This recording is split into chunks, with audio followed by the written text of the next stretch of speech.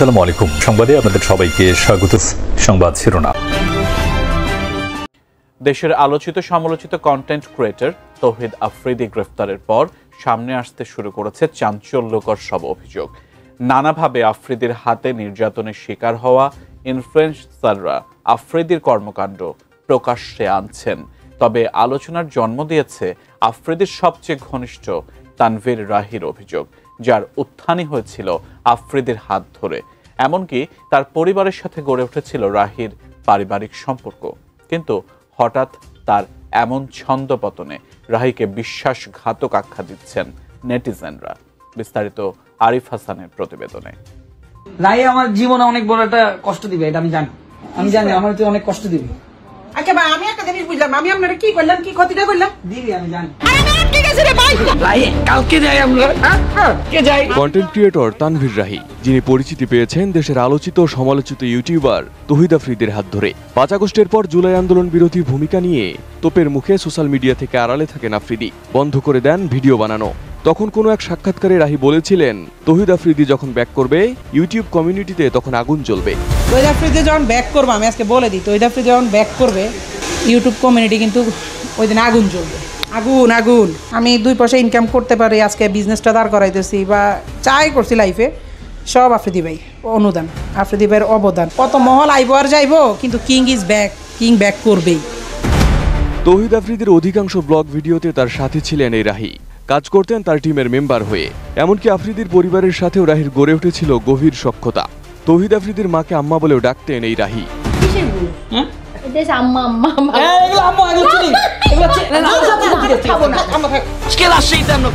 আওয়ামী সরকারের বিভিন্ন এমপি মন্ত্রী ও প্রশাসনের উচ্চ পর্যায়ে ভালো সখ্যতা গড়ে তুলেছিলেন তৌহিদ আফ্রিদি। আর সেসব সক্ষমতাকে কাজে লাগিয়ে দেশের ইউটিউব কমিউনিটিতে আধিপত্য গড়ে তুলেছিলেন এই ইউটিউবার। আর আফ্রিদির প্রভাবকে কাজে লাগাতো কন্টেন্ট ক্রিয়েটর তানভীর রাহি। আফ্রিদির অতিরিক্ত শো অফ কিংবা অতিরঞ্জিত কন্টেন্ট নিয়ে যারাই সমালোচনা করতেন তাদের হেনস্থা করতেন। নানা রকম হুমকি দিতেন আফ্রিদির এই সহচর। এমনকি অশ্লীল ভাষায় প্রকাশ্যে গালাগালিও করতেন। ফ্যামিলি মেম্বার বা আমার মানে মা বাপ, মনে করেন ও আমার মা বাপ কেন বলছি, আমার ঢাকা শহর কোনো আমার মানে আমার ফ্যামিলি মেম্বার থাকে না, ও আমার গার্ডিয়ান, ও আমার ফ্যামিলি মেম্বার। আমার ফ্যামিলির নিয়ে কেউ কথা কইবে এটা আমি তো নিতে পারব না। আমার কথা হইছে এই যে সব পোলা, তুই যে কথাগুলা কইলি যে তৌহিদ আফ্রিদি কোথায় ইনকাম আয়, তৌহিদ আফ্রিদির কেমনি ইনকাম, কি ইনকাম, ক ইনকাম, তুই তৌহিদ আফ্রিদি সম্পর্কে কি জানিস? তবে সেই রাহির যেন হঠাৎ ছন্দপতন। গত বছরের জুলাইয়ে যাত্রাবাড়ির একটি হত্যা মামলায় সম্প্রতি তৌহিদ আফ্রিদি গ্রেপ্তার হলে তার বিরুদ্ধে অবস্থান নেন রাহি। সম্প্রতি গণমাধ্যমকে দেওয়া এক সাক্ষাৎকারে রাহি বলেন, তৌহিদ আফ্রিদি জোরপূর্বক তাকে দিয়ে সব করাতেন, এমনকি তাকে মারধরও করতেন আফ্রিদি। তো হে তো যেটা বলে আমরা তো ভয় পাই, আমি কিন্তু হেরে বাঘের মতো ডরাই।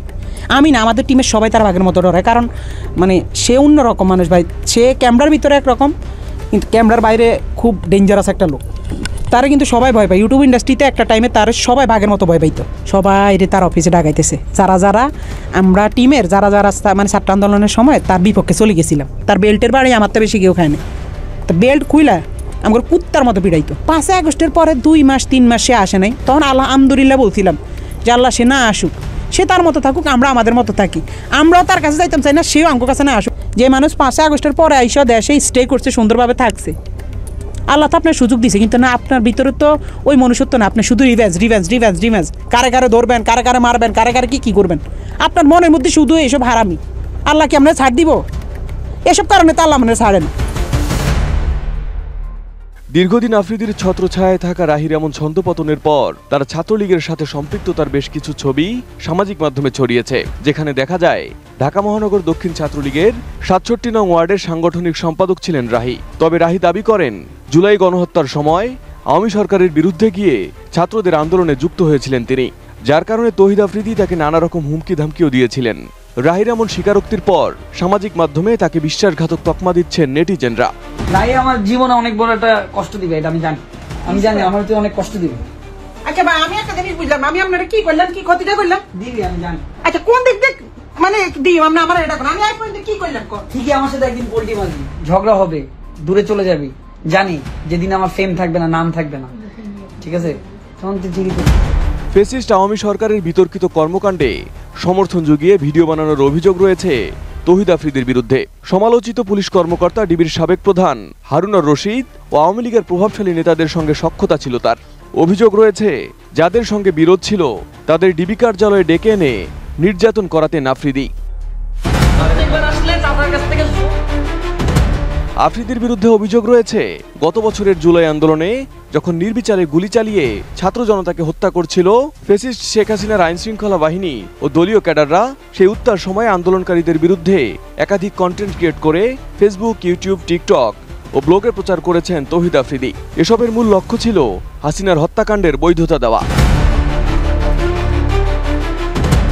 আফ্রিদি শুধু নিজে নয়, অন্য অনেক কন্টেন্ট ক্রিয়েটরকে হাসিনার পক্ষে কাজ করতেও চাপ দেন বলে অভিযোগ রয়েছে। আফ্রিদির কথায় ভিডিও বানাতে রাজি না হওয়ায় অনেকে নির্যাতনেরও শিকার হয়েছেন। তাদের অনেকেই এখন মুখ খুলতে শুরু করেছেন।